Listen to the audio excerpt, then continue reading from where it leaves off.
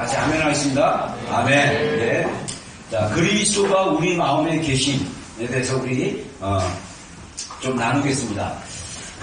우리 어제 읽었던 본문이지만 다시 한번 읽어보겠습니다. 믿음으로 말미암아 그리스도께서 너희 마음에 계시게 하옵시고 너희가 사랑 가운데서 뿌리가 박히고 터가 굳어져서. 자, 그래서 어제 믿음에 대한 이야기를, 믿음의 영역에 대해서 우리가 좀 나눴고, 그 다음에 오늘은 그리스도께서 우리 마음에 계시는 거에 대해서 우리가 좀 함께 오늘과 내일 좀 나눠서 좀 얘기를 좀 나누겠습니다. 그래서 그리스도가 우리 마음에 계신다라는 그 의미가 뭐냐? 그것은 바로 예수님의 임재가 우리 마음 안에 나타나는 것을 얘기해요. 그래서 예수님의 임재가 우리 안에 나타남으로 우리가 예수님께서 우리 안에 계심을 우리가 알 수 있다는 거죠. 그래서 우리 마음 안에서 그리스도의 형상을 이루어 가는 것, 다시 만들어가는 것이 이루어진다. 그래서 갈라디아서 4장 19절에 보면 나의 자녀들아 너희 속에 그리스도의 형상을 이루기까지 다시 너희를 위하여 해산하는 수고를 내가 한다라고 얘기를 합니다. 그래서 그 그리스도의 형상이라고 우리말 성경에는 그 형상이라는 단어가 이게 추가가 됐는데 제가 헬라어 언어에 보니까 그 언어로 얘기하면 그리스도가 우리 안에서 이루어지고 formed, 그러니까 하나님이 천지를 창조해서 우리를 지으신 것처럼 그리스도께서 우리 안에서 이렇게 그분의 실제가, 그분의 인격이, 그분의 능력이, 그분의 생명이 우리 안에 만들어져 가는 거예요. 그래서 우리가 점차적으로 그리스도께서 우리 마음에 계시게 한다라는 그 기도를 통해서 우리의 마음이 그리스도께 깊이 뿌리를 내리면 터가 굳어져서 자라나게 된다. 다시 말해서 우리의 안의 인격이, 우리의 감정이, 우리의 영이 그리스도의 형상으로 그리스도와 함께 이렇게 만들어져 가고 그렇게 지어져 가고 이게 성숙되어 가는, 그래서 그리스도를 아는 지식이 장성한 분량까지 이르게 한다는 그 에베소의 그 기도처럼 우리가 그리스도를 알고 그리스도를 경험하고 그리스도의 사랑을 깊이와 그 임재와 경험을 더 깊이 이렇게 들어가게 되는 것을 의미합니다. 그래서 우리가 그리스도를 닮은 자, 그래서 다르게 얘기하면 작은 예수와 같은 사람들, 그래서 정말 예수님이 그대로 우리 안에서 드러나는 그 일이 바로 이제 그리스도가 우리 안에 계시면서 점차적으로, 그래서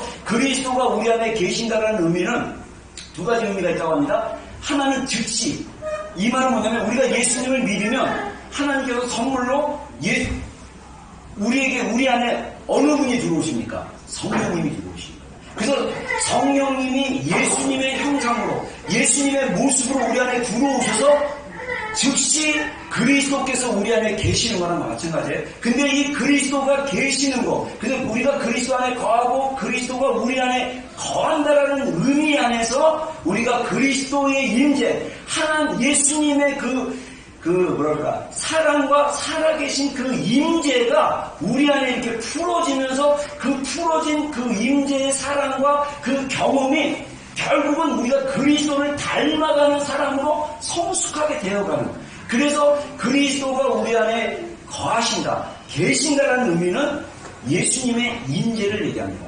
근데 우리 많은 그리스도인들이 종교인으로 어제 말한 대로 우리의 믿음이 자꾸 율법으로 가서 우리가 육신으로 자꾸 하나님을 섬기려고 하고 자꾸 자기의 의를 구하려고 하다 보면 그리스도가 우리 마음에 계심에도 불구하고 그리스도의 그 은혜와 임재와 그 사랑을 자꾸 우리가 경험을 못한다는 거예요. 그래서 어제 말한 것처럼 우리의 믿음은 이미 복음으로 하나님이 우리를 의롭다고 하신 거예요. 그래서 우리의 현재의 모습은 어렸을 때부터 상처를 많이 받았기 때문에 수치감이 있고 거절감이 있고 괴로움이 있고 내가 내 스스로를 보더라도 너무 나를 내 스스로를 보기에도 내가 너무 싫고 막 이런 상태다 할지라도 영적으로 성경적으로 진리적으로 봤을 때 하나님이 우리를 의롭다고 하십니다. 우리의 믿음을 통해서. 그래서 우리 안에 있는 옛사람과 우리 안에 있는 죄로 상처로 그 고통받고 있는 옛 자아를 벗어내고 우리가 그리스도로 옷 입고 우리가 그리스도로 새로워지고 다시 말해서 우리 안에, 우리 마음 속에, 감정 속에, 영 속에 자꾸 예수님의 사랑과 예수님의 말씀과 예수님의 임재가 자꾸 경험되어져야 되는 거예요. 이게 그리스도 안에 거하는 것에 대해서 점차적으로 경험되는 거. 자, 우리 신앙생활하면서 저도 지금 이렇게 되돌아보면 저도 고등학교 3학년 때 하늘산에서 하나님 살아계신 걸 경험하고 제가 구원의 확신과 소명을 동시에 받았습니다. 이거는 제가 부인할 수 없는 진짜 사건이었어요. 근데 제가 그리고 나서 1년 있다가 그 학력고사 보고 84년, 벌써 35년 전이더라고요. 35년 전에 그 신학교 가고 그리고 나서 군대 이제 한 학기만 하고 그 등록금이 없어가지고 1년 휴학하고 돈 벌고 저기 막 공부하라고 그래가지고 제가 그냥 군대를 빨리 갔다 왔다고 해서 군대를 지원해가지고 36개월 군대 생활하고 그리고 나서 이 복학 시기가 안 맞아가지고 10개월 쉬었다가 2학기 복학하는데 만 4년이라는 시간이 흘렀어요. 그 전까지 그리고 복학해서 제가 하나님 앞에 단순하게 하나님이 넣어주셨던 감동, 내가 목사가 되면 1시간 정도는 기도하는 목사가 되어야겠다 생각하고 신학교 골방 기도방으로 들어가서 거기서 하나님의 그 사랑의 기름 부음을 받기 전까지 제 안에서 제가 보세요. 83년도에 고등학교 3학년 때 하나님 만나고 89년도에 하나님의 그 사랑의 기름 부음을 받기 전까지 6년이라는 시간 안에 제 안에 하나님을 조금씩 경험됐지만 내 안에 하나님을 전적으로 신뢰하고자 하는 그 확신과 그 결단과 그 변화의 시간은 없었던 것 같아요.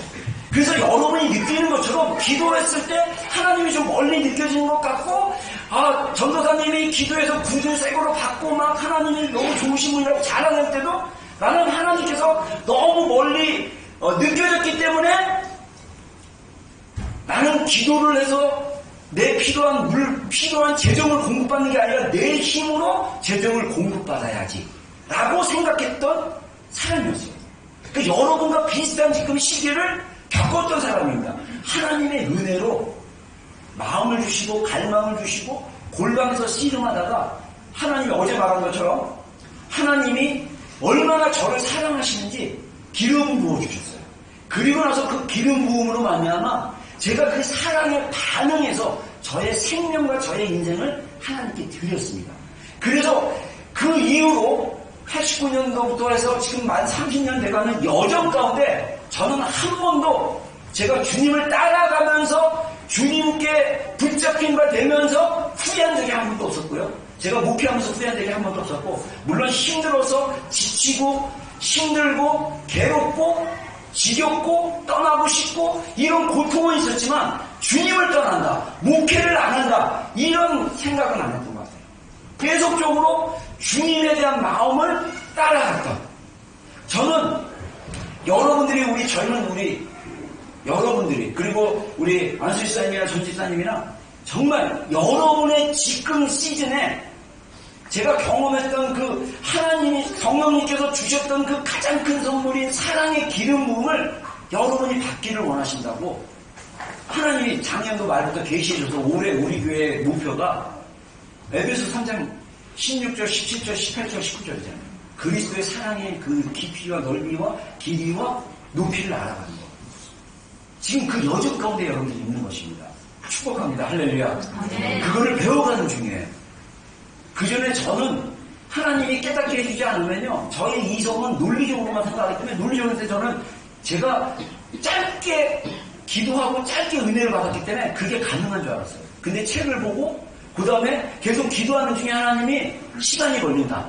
이게 무슨 의미일까 그랬더니 이게 정말 그 하나님이 우리를 얼마나 사랑하시는지 그 사랑의 기름 부음을 부어주고 그 사랑의 기름 부음에 반응해가지고 내가 내 전부를 들여서 주님을 사랑하는 그 반응, 그래서 그 사랑이 어떤 건지를 경험하는 그 여정이 어떤 사람에게는요 마지막 인생의 끝 여정과 목표와 같고, 제가 어떤 책을 읽어보니까 대부분의 사람들이 어떻게 보면 그것도 경험하지 못하고, 제가 내일 얘기할 수도 있는데 이 땅에서 천국을 한 번도 누려보지 못하고 영생의 그 영생을 경험하지 못하고 살아가는 종교인들 그리스도인들이 너무나 많이 있다는 거. 저는 우리 사랑하는 여러분들이 그런 종교인으로 바리새인으로 살아가지 않기를 정말 간절히 권면해 드립니다. 하나님의 사랑 안에 사랑의 그 계시가 열려서 여러분들이 목숨 다해 주님을 사랑하며 반응할 수 있는 그 기름 부음으로 충만한 인생이 되기를 주의 이름으로 축원합니다. 여러분 세게 아멘 하세요. 이건 정말 저의 진심 어린 축복입니다.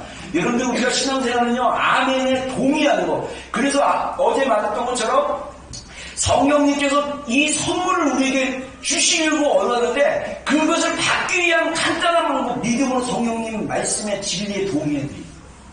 내가 지금 경험은 못 되어지고 내가 지금 아직은 그 깊이까지는 못 간다 할지라도 하나님의 말씀이 진리인 걸 제가 동의합니다. 제가 고백합니다. 아멘! 아멘! 내게 임하여 주시옵소서. 할렐루야. 여러분 복음으로 이미 우리에게 주셨어요. 복음으로 이미 우리 안에 있습니다. 근데 이게 우리의 믿음, 우리의 반응, 우리가 마음을 열고 믿음으로 돌파해 나갔을 때 하나님의 기름 부음이 열리기 시작하면 여러분이 기대했던 그 인생이 아니라 하나님이 여러분을 향한 비전, 여러분을 향한 크고 비밀한 일들이 여러분의 인생 가운데 열려지게 되는 거예요. 그거를 경험하고 그래서 우리 부르심의 소망을 바라보고 하나님이 나를 부르신 위로부터 부르신 그 부르심의 소망함을 가지고 상을 바라보고 예수님께 붙잡힌 바 되어 우리의 인생을 살아가는 거, 이게 그리스도인의 사실은 삶이에요. 근데 이 복음의 실제가 사실은 교회 안에 너무나 풀려지지 않으므로 종교 생활을 하는 그리스도인들이 너무나 많다는 거예요. 우리 비전교회는 정말 우리 비전교회 성도 한 명 한 명이 그리스도의 장성한 분량까지 자라나기를 축복합니다. 이거는 개인이 자라는 게 아니라 공동체가 함께 자라나요. 자, 그래서 우리 안에, 그래서 성령님이 그리스도와 함께 우리 안에 들어와 계셨어요. 그래서 우리 안에 계신 성령님이 우리 가운데 세 가지 사역을 하신 거예요. 그래서 여러분들의 신앙생활을 되돌아보면서 성령님께서 일하신 것이 어떤 건지를 카운팅하고 리뷰해 볼 필요가 있습니다. 이런 것들이 없다라면 더 구하셔야죠. 성령님께서 일하실 수 있도록 우리의 마음의 문을 열고 더 구하는 게 필요하다는 것입니다. 첫 번째, 성령님은 예수님의 마음과 말씀 그 뜻에 대해서 가르치신다는 거예요. 성령님은 우리를 가르치시는 분이에요. 말씀을 가르쳐 주시고 뜻을 가르쳐 주시고, 제가 골방에서 30년 전에 성령님이 말씀이 확 풀어지면서 그 이사야서 예레미야 말씀, 그 하박국 말씀 해갖고 제가 그때 받은 말씀이 한 10구절 정도 되는데 그 구절들이 제 안에서 정말 성령님의 기름 부음이 임하니까 그 어떤 주석집보다도 더 정확하고 더 확실하게 내 영 가운데 낙인이 돼버렸어요. 그래서 성령님의 그 말씀이 제 안에 풀어지자 하나님의 마음, 예수님의 마음이 제 안에 막 풀어지기 시작하는 거예요. 여러분, 성령님이 우리 안에 가르쳐 주시게 되죠. 너무 여러분들 유튜브에서 설교를 너무 찾으려고 하지 마세요. 우리 안에 계신 성령님 통해서 말씀을 직접 먹으십시오.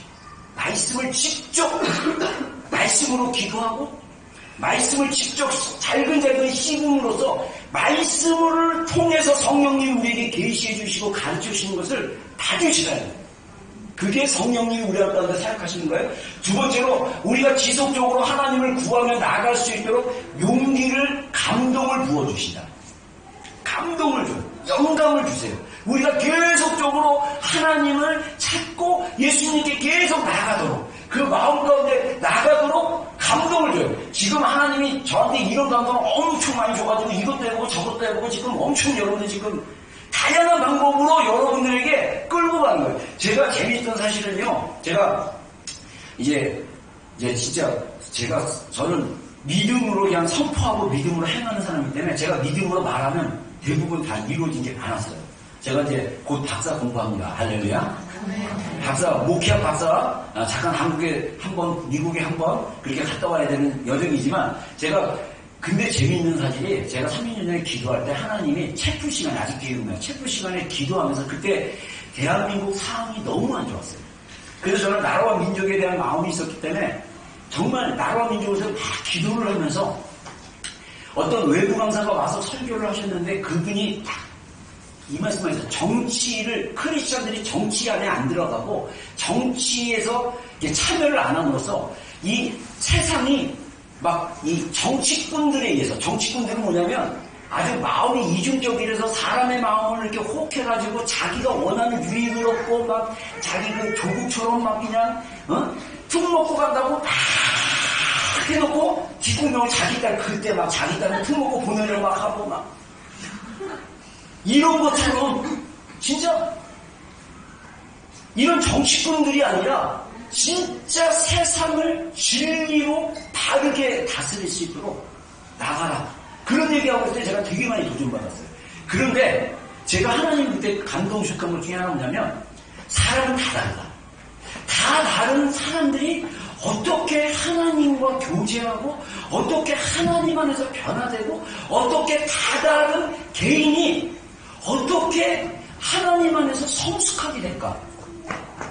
그래서 제가 기회가 되면 저는 그때 기도하면서 하나님 제가 영성으로는 기도를 많이 하는 목사, 그 다음에 지성으로는 박사 학위를 가진 목사.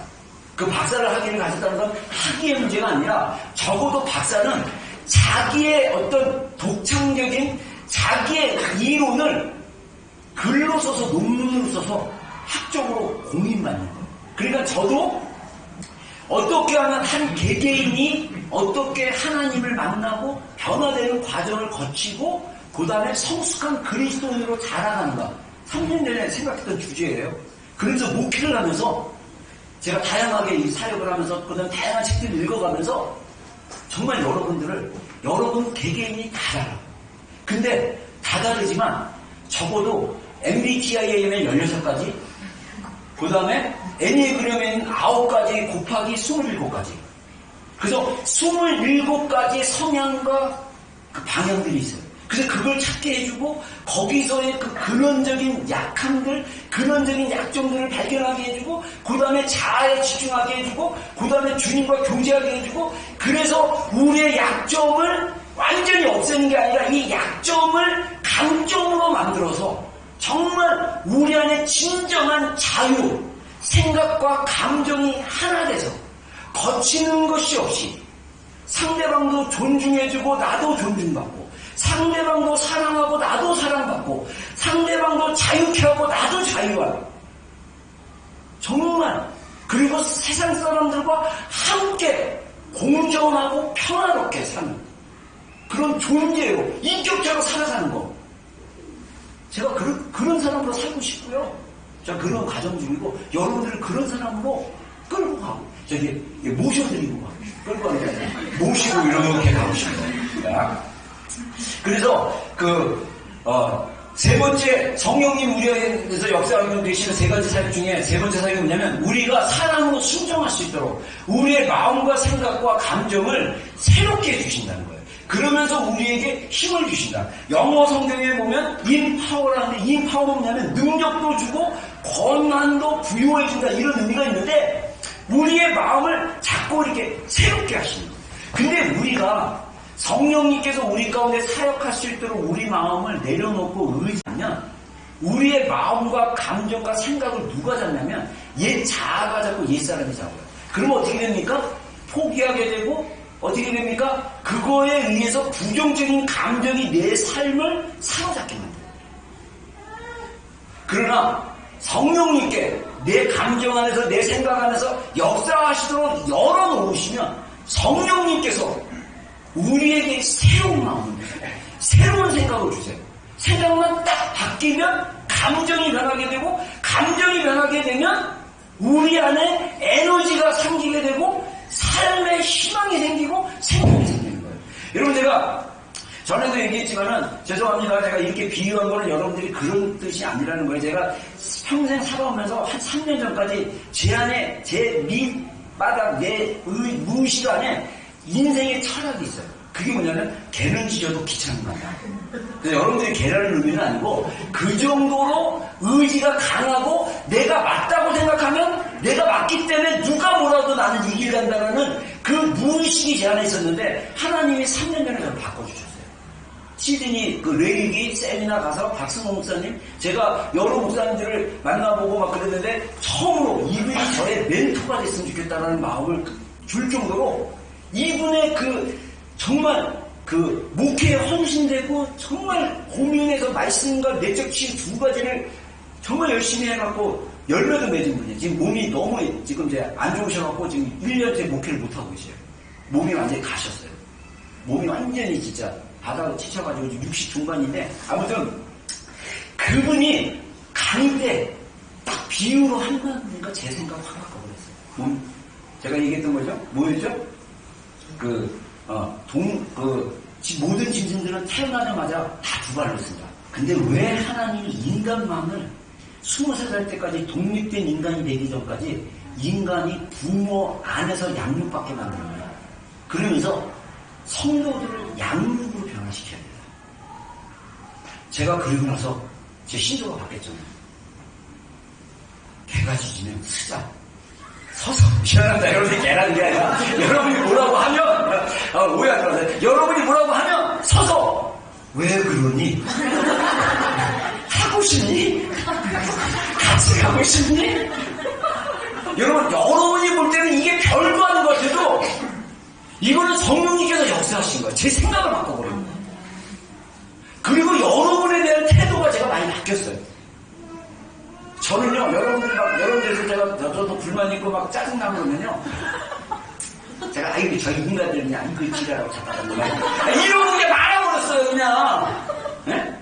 지랄하고 그냥 주님 잘 모르겠습니다. 그냥 주님이 책임져 주시죠. 이러면서 그냥 내팽개치고 그냥 무조건 나는 달린다. 나는 비전으로 달려간다. 막 이러는데 잘 안 따라오더라고요. 그래서 돌아보기 시작합니다. 돌아보니까 좀 많이 힘들어요. 제 적성이 아니야. 근데 주님이 하라고 하니까 하게 되더라고요. 그전에는요, 저는 못한다고 했어요. 자신있게. 나는 못해. 나는 목양 못해. 나는 목양 체질도 아니고 내 은사도 아니고 달란 데도 없고 나는 목양 아니야. 목사님들에게 말하고 달란 데 얘기했는데 이제는 저의 생각을 바꾸기로 결정했어요. 하나님이 양육하라고 하면 내가 할 수 있는 최선에서 내가 해야겠다. 여러분, 성령님은요, 우리의 생각을 바꾸시는 분입니다. 성령님은 우리 감정을 바꾸시는 분이에요. 우리가 하는 것은 마음을 열어드리는 거예요. 자, 그래서 성령님이 우리 안에서 생수의 강으로 흘러넘치도록 허용해야 돼요. 그리고 생수의 강에 흘러넘치도록 우리가 믿음으로 우리가 계속 구해야 된다는 것입니다. 그래서 나를 믿는 자는 성경의 이름과 같이 그 배에서 생수의 강이 흘러나오리라. 주님의 약속이에요. 이따가 우리가 예수님 안에 거하는 거에 대해 얘기하는데 하나님의 약속의 말씀을 믿음으로 적용하는 거예요. 그래서 예수님을 믿는다 그러면 우리 배 안에서 생수의 강이 흘러넘친다고 합니다. 하나님, 제 안에 생수의 강이 흘러넘치게 하여 주시옵소서. 이게 기도예요. 이렇게 네 말씀을 내 안에 적용해서 계속 고백하다 보면 어느 순간에 생수가 내 안에서 흐르기 시작하는 거예요. 그걸 내가 느낄 수 있어요. 내가 그걸 경험할 수 있어요. 그 구멍이 점점 커지고 더 강력해지면 생수의 강이 나에 있는 흘러넘침으로 내가 주님을 붙잡고 주님 안에서 자유하고 주님 안에서 춤추고 주님 안에서 노래하고 그 경험 안에 들어갈 수 있다는 것입니다. 그래서 우리 안에 거하신 것에 대해서 예수님이 약속했죠. 그래서 성령님에 대해서 말씀하시기를 그는 진리의 영이라 세상은 능히 그를 받지 못하나니 이는 그를 보지도 못하고 알지도 못하느니라. 그러나 너희는 그를 아나니 그는 너희와 함께 거하시며 또 너희 속에 계시겠습니다. 성령님이 우리 안에 계신다고 했어요. 그래서 세상은 그를 능히 받지 못하나니. 자, 저는 교회 안에도 불신자가 있다고 생각합니다. 예수님을 제대로 믿지 못한 사람들은 불신자라고 생각해요. 근데 그들 안에는 성령님을 알지도 못하고 보지도 못한다고 했어요. 그러나 성령님이 우리 안에 계시면 너희는 알 거라고 했어요. 우리가 알아야 돼요. 그걸 경험해야 돼요. 그리스도가 우리 안에 계시는 것을 인정하고 진리를 붙들고 고백하고 기도하고 대화하고 사람으로서 우리 안에 계신 그리스도를, 그 임재를 계속적으로 경험해 나가야 된다는 것입니다. 그래서 내가 너희를 고아와 같이 보내두지 않고 너희에게 오리라. 자, 우리가 자꾸 하나님이 멀리 계시다 보면 우리가 고아처럼 느껴져요. 저도 아까 얘기했던 것처럼 83년도에 하나님 만나고 하는 살아 계신 걸 경험하고 목사 되기로 결정하고 그 다음에 구원의 확신도 가졌지만 6년 동안은 저는 고아와 같이 살았어요. 내가 고아처럼 느껴졌어요. 내가 돈이 필요하면 나는 반드시 내 힘으로 벌어야 된다고 생각했던 그 시간에서 나오는 네가 일하지 않으면 먹지도 말고 정말 일하지 않으면 그게 없다라는 거. 그래서 누구 하나님을 보이지 않고 너무 멀리 계시는 하나님을 의지하는 게 아니라 내 힘을 의지하는 그런 무의식의 신앙을 제가 가졌어요. 근데 하나님의 사랑에 붙잡힐 바 되니까 하나님께서 모든 걸 다 채워주시는 분이에요.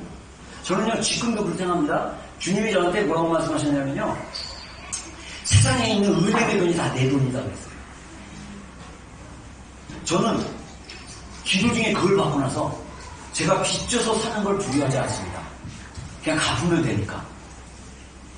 하나님한테 빚진 건데 은행한테 빚진 게 아니라 막 이자 뭐 나가고 막 그래갖고 나중에 이자 끼고 전 믿음 안에 이게 저한테만, 여러분들은 그렇게 살면 안 되고 여러분들 다 갖고 사세요. 저는 그래서 정말 재정 안에 자유하고 싶었어요.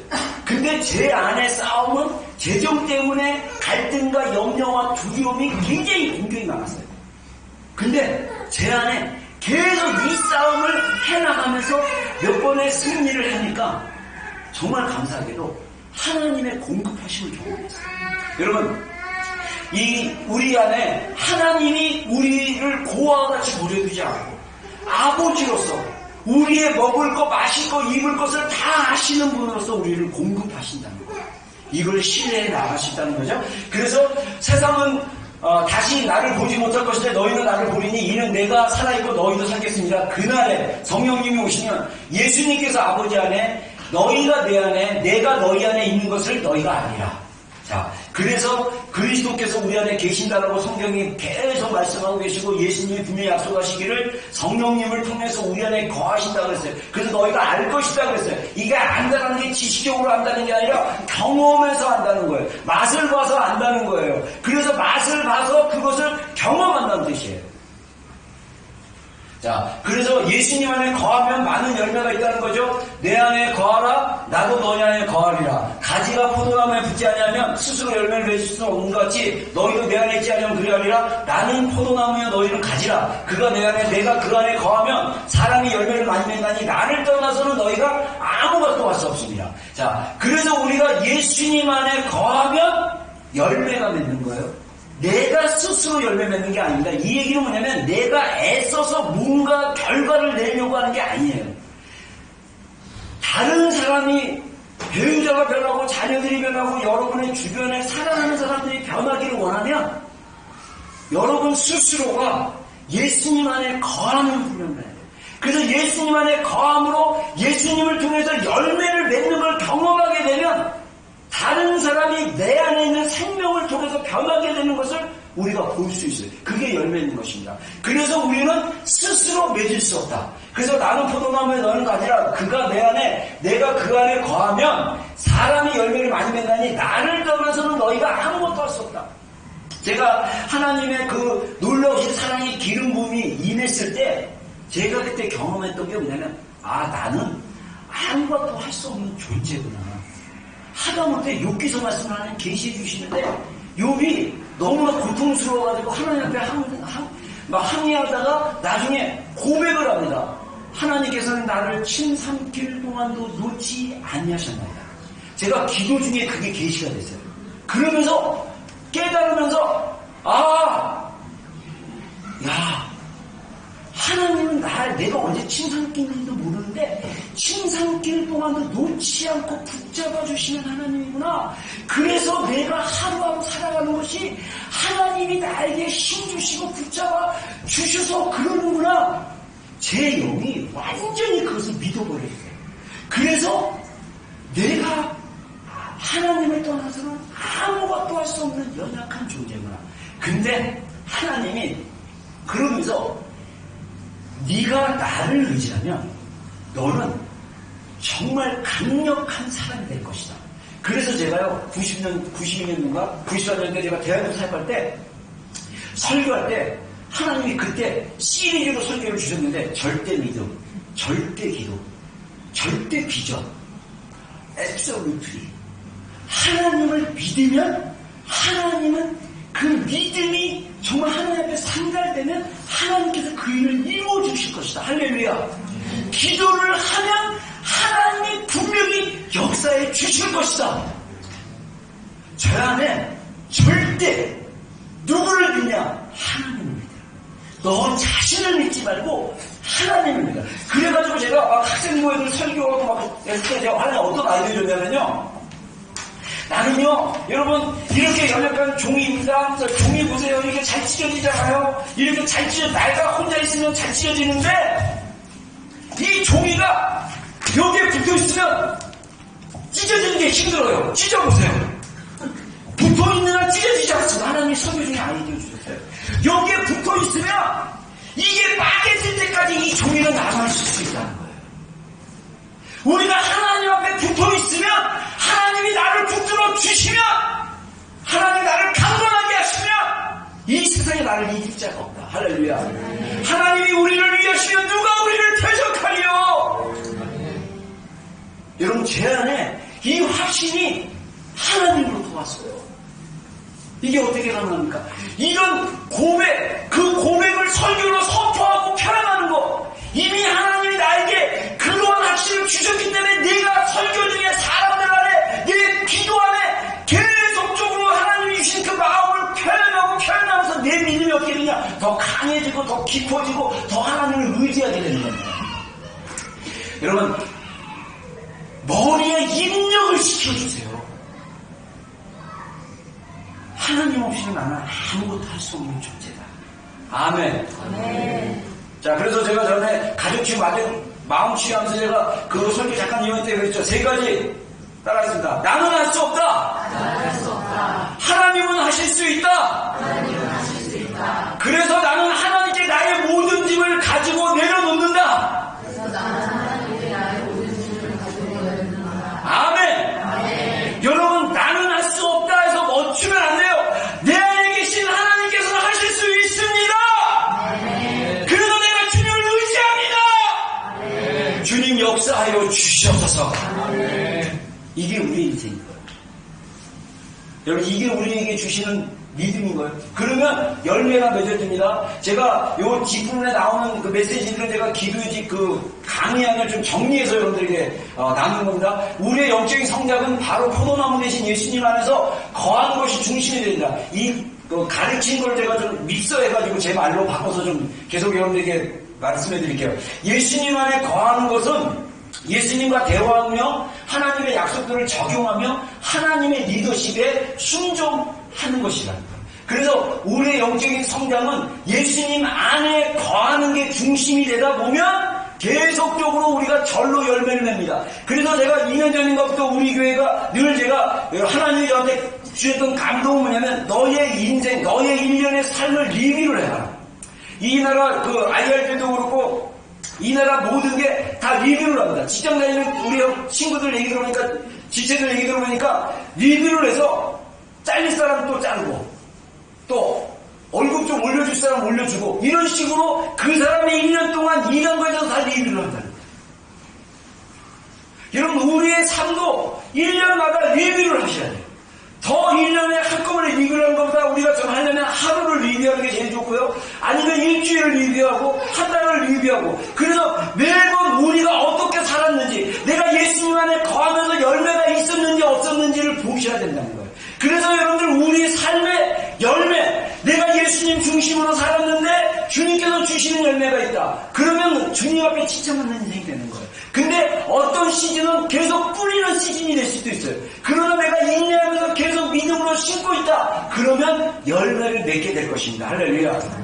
저는 제가 올해가 작년에 말씀드렸던 것처럼 저는 제 사역의 열매를 한번 맺었어요. 그래서 제가 작년에 맞추면서 얘기했군요. 올해 제 안에 여러분 안에 저의 열매는 저의 목회 열매는 여러분 사진이에요. 여러분의 삶이 변화되고 여러분들이 주님과 더 동행하게 되고 주님의 여러분 안에 있는 그리스도의 형상이 더 세워져 가고 닮아가는 그 과정 가운데 있으면 여러분들이 변화된 영역들이 있으면 저한테 좀 간증 좀 해주고 나눠주세요. 그러면 저는 여러분들의 삶을 통해서 하나님이 내 목회에 있어서 하나님께서 역사하셔서 그래서 여러분의 삶 가운데 열매가 있구나를 제가 리뷰할 수 있는 거예요. 여러분들이 한 명도 안 하고 하면 저는 실망할 거예요. 제가 주님 아직도 뿌려야 되냐, 계속 뿌려야 되는군요, 이렇게 할 수도 있습니다. 근데 정말 우리가 열매를 절로 맺는데 우리가 예수님 안에 거한다는 것은 세 가지로 말할 수 있다는 것입니다. 예수님과 대화하는 거고요, 하나님의 약속들을 적용하는 거고요, 하나님의 리더십에 순종하는 것입니다. 그래서 예수님과 대화할 때는 우리가 알아야 될 사실은 뭐냐면 우리의 삶은 실제적인 인격이신 한 분과의 계속적인 대화로 이루어진다. 여러분, 사랑하는 사람들과 계속 대화하고 싶지 않으세요?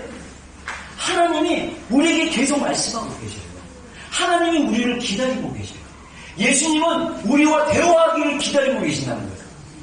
근데 문제는 우리가 기가 먹는 사람들처럼 안 들리고 말을 못하는 아이들처럼 말을 안 해요.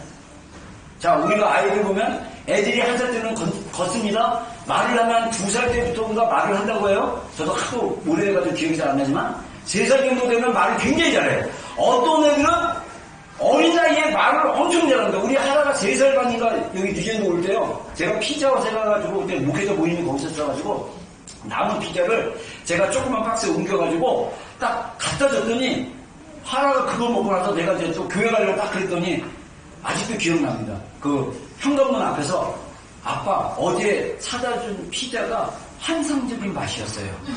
3살짜리 애가. 저는 그때 너무 놀랐어요. 근데 이런 말들을 그게 대화예요. 그래서 내가 그게 사실 내가 그때만 지금도 그렇지만 잘 이렇게 격려해주고 잘 반응할 줄 몰라요. 그래서 저는 그때 마음으로 놀라고 그럼 문닫고 이렇게 왔어요. 아쉽게도. 네. 근데 이게 예수님과의 관계에도 똑같은 거예요. 예수님과의 관계에도 우리가 입을 열어서 예수님과 자꾸 말을 해야 되는 거예요.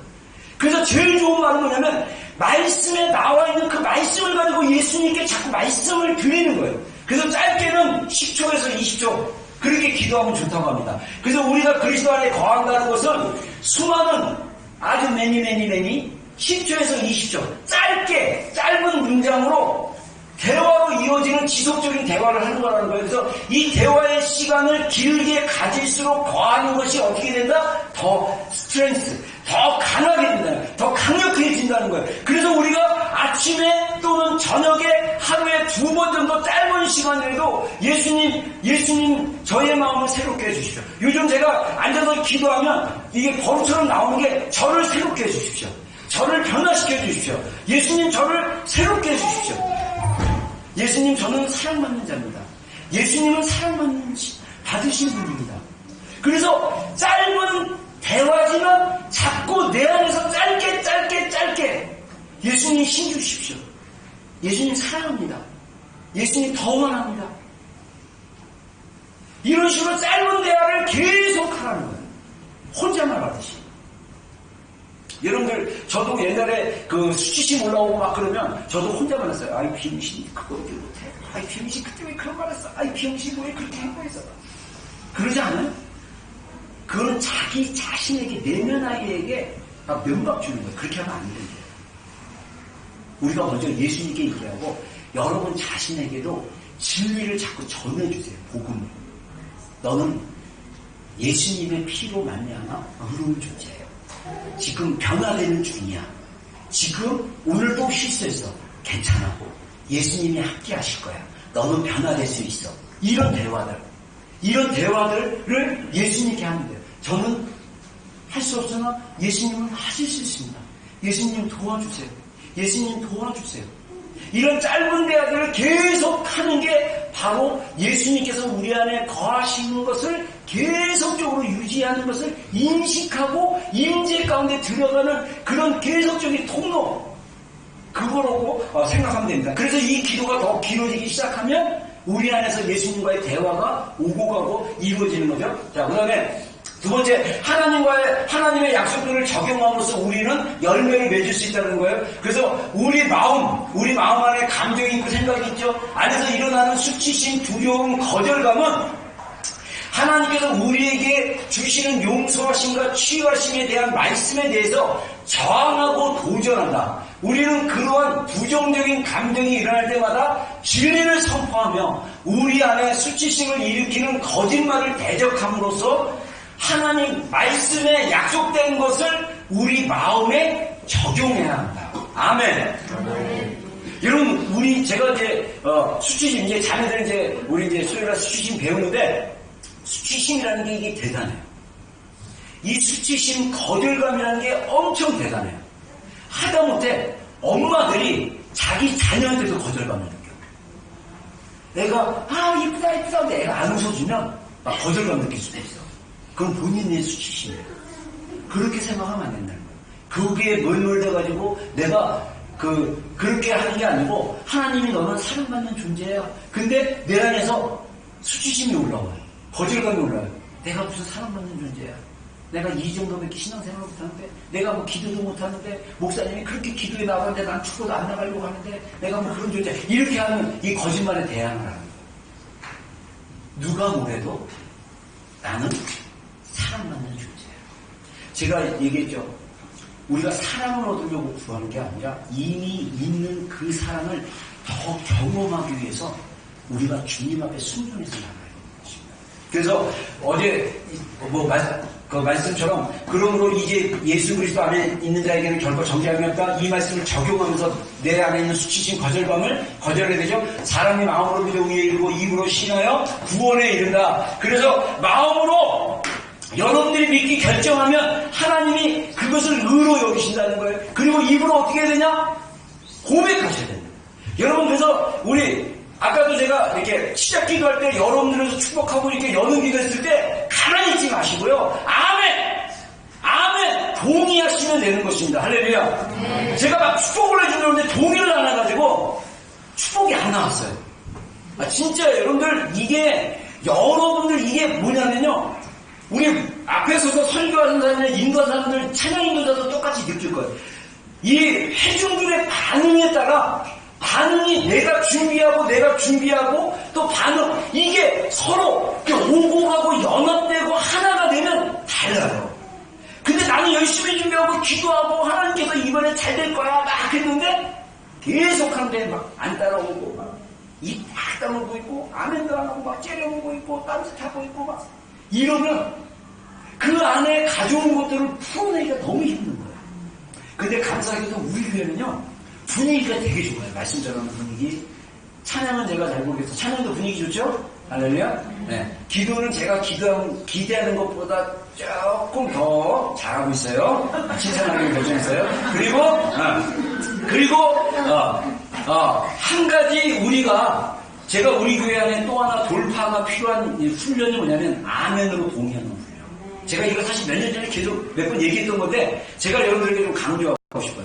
아멘으로 동의하기를 주의 이름으로 축원합니다. 여러분들이 진리로 선포하고 그 진리가 선포되어지면 아멘, 예 그렇습니다, 예 동의합니다. 제가 그 말씀대로 살기로 결정합니다. 그 말씀이 내 것이 되기로 결정합니다. 할렐루야. 네. 여러분 그렇게 동의하시면 돼요. 자, 그래서 마지막으로 하나님의 리더십에 순종하기. 이게 뭐냐면 하나님을 신뢰함으로써 순종하는 훈련을 해야 된다는 거예요. 자, 그래서 예수님께서는 자신에게 순종하는 자들에게 자신을 나타내실 것을 약속하셨다는 거예요. 오직 순종적인 사랑이 있을 때에만 예수님은 자신의 마음의 깊은 곳을 드러내신다. 우리는 예수님을 사랑하되 예수님의 방법으로 사랑해야 된다. 순종은 예수님을 향한 우리의 사랑의 표현이다. 자, 그래서 예수님이 말씀하신 요한복음 말씀 보겠습니다.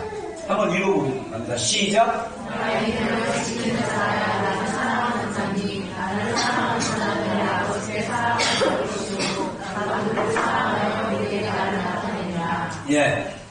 자, 예수님께서 뭐라고 했냐면 나를 사랑하는 자는 나의 계명을 지키는 자라고 했어요. 그래서 나를 사랑하는 자는 내 아버지께 사랑을 받고 나도 그를 사랑하여 그에게 나타내리라. 그래서 우리가 순종적인 사랑, 이게 무슨 말이냐면 사랑으로 순종하려는 마음을 가졌을 때 하나님께서 자신을 나타내 보이고 임재하시고 깨닫게 해주신다는 거예요.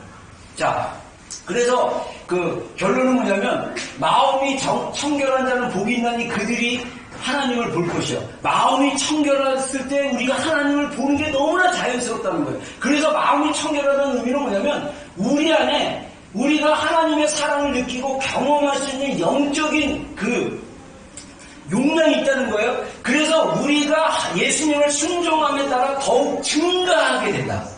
한꺼번에 우리가 마음이 확 순결해지는 게 아니라 계속적으로 하나님을 보고 하나님을 느끼고 하나님을 임재를 경험하고 하나님의 사랑을 더 경험할 수 있도록 우리의 영적인 용량이 점점 늘어나야 되는데 커져야 되는데 그게 어떻게 가능하냐? 순종함으로 가능한 거예요. 순종함으로.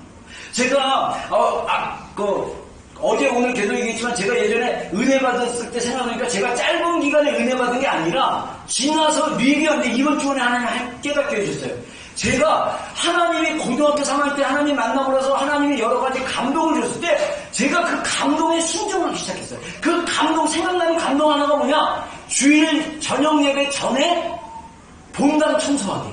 제가 얘기했잖아요. 그 사찰 집사님이 과부시고 그 사찰 집사님의 그 아들이 내 그 학생부 후배였는데 그분이 늘 저녁 예배 전에 청소를 이렇게 하면 이상하게 교회 안에 쓰레기들이 많아요. 뭐 주보도 뭐 내려져 있고 막. 근데 그걸 갖다가 그 넓은 본당을 그분이 아들이랑 둘이 이렇게 하는 거 제가 어느 날 봤어요. 피곤해가지고 긴 의자에서 선풍기 켜고 자다가 청소한 걸 보고 제 마음에 감동, 하나님이 같이 청소를 도와주라는 감동을 받았어요. 그래서 제가 순종하기 시작했습니다. 근데 자발적으로 순종하니까 힘든 게 하나도 없어요. 진짜요. 물론 좀 이게 귀찮고 좀 이게 할 때 힘이 들지만 마음의 힘이 하나도 없어요. 즐거움으로 순종했어요. 지나고 나면 하나님이 주신 감동이 있으면 제가 즐거움으로 순종하기 시작했던 거예요. 그게 계속적으로 하나님의 그 사랑의 기름 부음이 부어지는 준비의 기간이었을 거라는 생각을 제가 들었어요. 여러분, 자발적인 순종. 하나님의 그 사랑에 반응해서 순종하시면 돼요. 자, 그래서 그래서 저는요, 그 자발적인 순종을 어떻게 생각하냐면, 순종적인 사랑을 어떻게 생각하냐면, 마치 어린아이가 부모를 신뢰하고 순종하고 고백을 잘하는 것처럼 우리가 하나님의 리더십, 인도하심을 신뢰하고 순종하고 고백하기로 결단하기 시작할 때 하나님의 은혜가 임하기 시작한다. 당장 느낌이 없더라도 신뢰하며 믿음으로 나아가자. 아멘. 여러분, 어린아이들이 제가 오늘 설교 준비하면서 설교 마무리하면서 어제 준비했다가 이제 마무리하면서 제가 이 마지막 문장을 제가 만들면서 어떤 마음이 딱 드냐면요, 그 순종적인 사랑이 뭘까? 이걸 어떻게 설명할 수 있을까? 근데 뭐가 떠올랐냐면요, 아이들이 부모를 신뢰하니까 아빠가 야 이거 해라 그러면 네 해라. 근데 얘네들이 자아가 생기기 시작하면요 어떻게 하기 시작하는지 아십니까? 싫어가 나와요. 싫어. 왜 해야 돼? 자아가 생깁니다. 근데 아이들이 순수하면요 이거 해줘, 이거 해, 이거 할래, 이럴래? 그러면 아이들이 네 좋아요 이런. 왜 애들이 정말 기뻐서 그럴 때도 있지만 아이들이 왜 그런 순종이 나옵니까? 엄마 아빠를 신뢰하니까 나오는 거예요. 우리 안에 하나님에 대한 신뢰의 경험이 없고 실제가 없고 아직 그 깊이가 낮는다 할지라도 그냥 하세요. 그냥 하나님을 신뢰하고 하세요. 그리고 이 하나님을 신뢰하는 거랑 여러분 주변에 있는 우리 주변에 있는 권위자하고도 다 연결되어 있어요. 제가 너무 이 목회를 하면서 제 안에 지난번에 요 얘기만 하고 이제 우리 기도하는 시간 갖겠는데 하나님이 한 몇 주 전인가 제가 여러분들한테 얘기했을 거예요. 몇 주 전에 막 미리 10분 전에 와가지고 제가 막 세팅하면서 어떤 생각이 딱 드냐면 좀 10분 전에 다음 주 와가지고 같이 좀 세팅 좀 했으면 좋겠는데 그러면서 아직도 근데 이 부분만 아니라 내가 그렇게 하나님의 사랑을 얘기하고 막 이랬는데 내 마음을 정말 이렇게 한 마음으로 따라올 사람이 교회 안에 거의 없다는 생각이 드니까 제 안에 외로움이 쑥 들어왔어요. 내가 그렇게 얘기를 하는데도 뭔 소린지를 못 알아듣고, 부흥회를 하자 그러면 참여해서 하자는 의미가 뭔지를 잘 모르는 거야. 그러면서 하나님 이번 주에 주시는 감동이 뭐냐면, 처음부터 걸음마를 다시 가르치듯이 인내하고, 뛸 나이인데 아직 걸음마를 할 줄 모르니까 인내하고, 내가 여기에 씌워두지 말고 내가 하나님을 신뢰하고 하나님 안에서 정말 따라갈 수 있게. 제가요, 부교육자 시절에 담임 목사님의 마음을 잘 읽었어요. 목사님이 원하는 게 뭔지를 알기 때문에 제가 너무 잘했어요. 그래서 저는요, 우리 성도들이 저의 그 스피릿을 받아가지고 잘 받을 줄 알았어요.